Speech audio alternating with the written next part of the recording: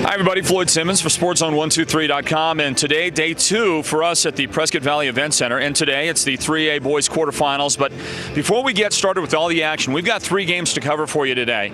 I wanted to spend some time talking to a guy we've gotten to know over the last few years here, a guy that's an ever-present part of the playoffs in basketball and other sports as well for the AIA, and a voice that if you're a fan and you've been at games, you've heard this voice untold numbers of times. You may not know the guy, and his name is Jim Barnett, and he is a guy that's been around for quite a while, a guy that's been doing it with the AIA for a long time. Jim, give us a little background. How long have you been with the AIA? How long have you been doing this very thing, covering basketball, high school basketball, res basketball, the basketball that we here at Sports on Radio are used to covering? Well, when I was 17 years old, I had an opportunity to come from doing high school games at my alma mater, which was Moon Valley High School. The athletic director, Zig Kwiatkowski, at the time at Moon Valley had gone to the AIA as a tournament coordinator and brought me over with that regime. So last year I celebrated 25 years doing AIA championship events, which are football, basketball, baseball, spirit line, and a couple of other things here or there. But so this year I'm celebrating 26 years doing it. But all the different arenas around the valley, once everything comes down to the quarterfinals through 3A through the top divisions, where I'm doing all those games. So give me a quick little 1-minute explanation. How did you get to where you are? How did you get into this business? I got into the business actually a long time ago, but the story has been brought around a couple of times. But I was at a camp with a fellowship Christian athletes camp when I was 16 and a half years old, and I went to a game at the Madhouse on McDowell, Veterans Memorial Coliseum, and it was my first son's game ever, and I sat up in the rafters with about 25 other kids from the camp, and I was enamored. I liked basketball like anybody else, but I was enamored with this voice that was talking inside the arena. And I had asked an usher at halftime, hey, who is that? And where does he sit? And they pointed him out. His name was Jeff Munn, the former announcer for the Suns. And I made it my passion to just sit there and listen to him. And I went back to my high school at Moon Valley High School. The only sport I didn't play was basketball because I'm only 5'9". So I went to the basketball coach and said, hey, who announces your games? And from there, he said, nobody other than a teacher does the starting lineups, and I tried to make a big production of it, and I brought speakers out and did the whole shebang for Moon Valley High School for years, and then just from there, opportunity started to unload.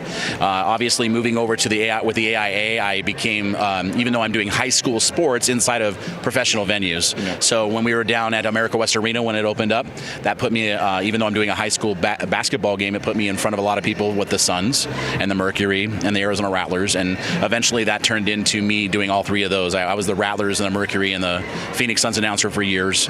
And then when I left there after 2005, when I left all three teams in 2005, took a little hiatus from the professional job until I became the announcer for the Arizona Cardinals. So the Cardinals, I mean, that's the apex of public address announcing in the state of Arizona, I would say. We love hearing you at those games. And you are a guy you were at the forefront of developing something that's now become a kind of a craze around the NFL. It's that third down call, and you were the guy that kind of brought that forth. You conceived it. Tell us about the third down call that we all get to hear at Cardinal Stadium. Everybody does love that. I get a lot of feedback from the Bird Gang, the fans. Yeah. For years the NFL didn't allow a PA announcer to entice a crowd, so you weren't allowed to be a fandom on the microphone. So about 3 years ago, they changed some policies in regards to trying to create a little bit more fun inside the stadiums that you're in, and so once we read the guidelines, we understood them to be that we could use third down or fourth down to level it up a little bit with our fans and to get people a little bit more crazed inside the stadium, as long as we're not overboarding it. So we look for an opportunity to create some sort of something that would just kind of linger and catch on, and I thought keeping it simple is sometimes the best thing to do.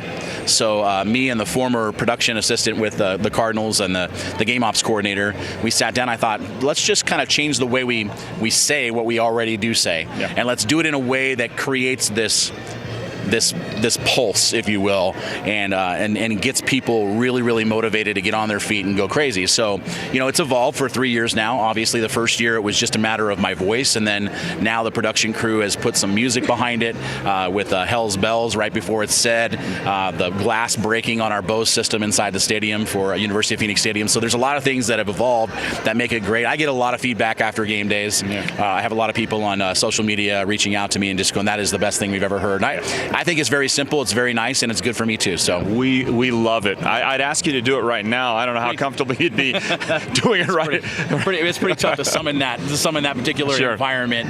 And it's not really third down right now anyway.